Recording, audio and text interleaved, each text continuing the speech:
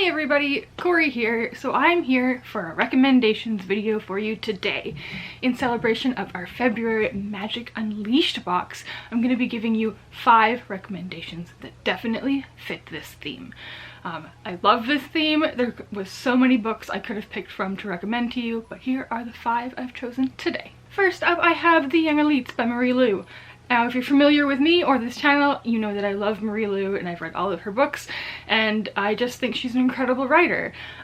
This is a fantasy story set in a world in which a few years ago there was a blood fever that killed many of the children, but some kids survived, and they have become scarred and developed these mysterious magical abilities, and they are treated as abominations. And they're hunted to be killed by the ruling people in the society. At the beginning we have our main character Adelina, and she is one of these young elites, and she is recruited by the Dagger Society, which is a society of young elites that are trying to save themselves from the Inquisition. Adelina's powers in here turn out to be something that no one has ever seen before, and they're not really sure what to do with her or what to do with her power. I buddy read this book with Karina when it came out. I don't know what year it came out, several years ago now, let's find out. In 2014. And as we were buddy reading it, I just remember being like, this book should be a movie. Just the way that the magic and illusion is described is incredible.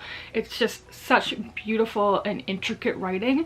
Loved it. This is also a villain origin story, which we don't get a lot of, and I absolutely adored. The whole trilogy is great, and I highly recommend it. There are 2 other points of view in here are equally as interesting, and the way that the politics are revealed is just top-notch. Great fantasy series. Next up is actually a graphic novel series that I was very nervous to read because I had such high expectations, and that is The Shades of Magic, the Steel Prince series by V.E. Schwab. I was only nervous for this because the art style isn't my favorite.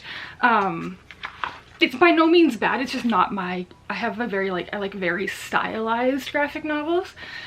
But that said, 5 stars, loved it. This series follows Maxim Maresh, who is the father of Callan Rye in the Shades of Magic series, and this is set when he is younger, and he's been sent away by his father to a kind of unruly coastal city called the Blood Coast, Varos, a city on the Blood Coast, a dangerous port city with a reputation for trouble. It was such a fast-paced and fun take on this world. It was so cool to see more of this world and more places within Arnez outside of Red London.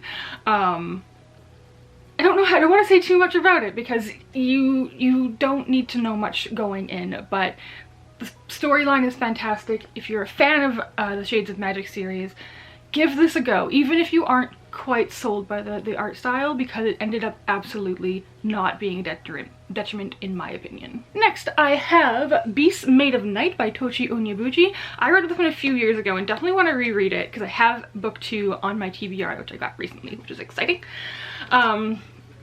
This is set in a world in which mages can extract sin from people, and when this happens, a sin beast is created, that is created from the guilt of the sin.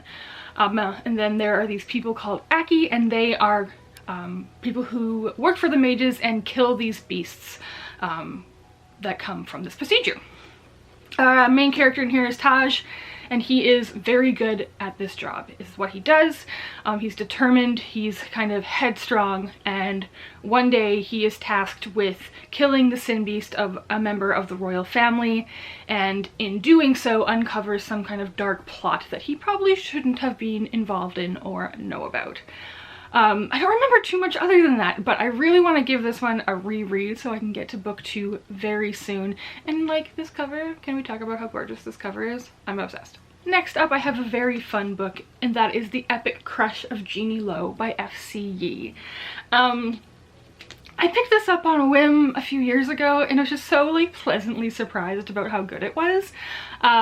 This book follows Jeannie Lowe, who is kind of a girl living in the Bay Area with dreams of becoming, of going to Harvard, getting into an Ivy League school.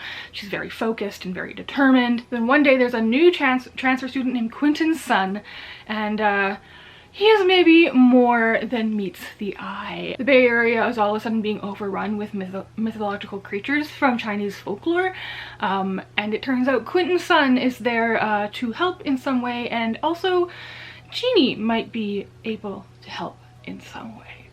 The synopsis doesn't give away what Jeannie can do, so I won't either, but it's a short read. It's so fun. It's so fast-paced. Quentin is an incredible character that has just like so much sass, and you just love to read it.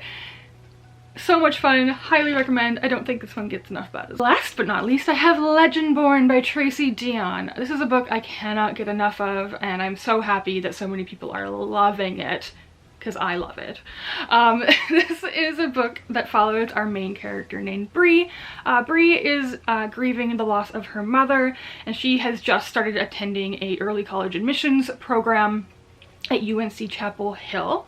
And on her first night there, she decides to go to this kind of party, and she sees this like mythical monster trying to eat human souls, I believe is how they put it. Human energies, I apologize.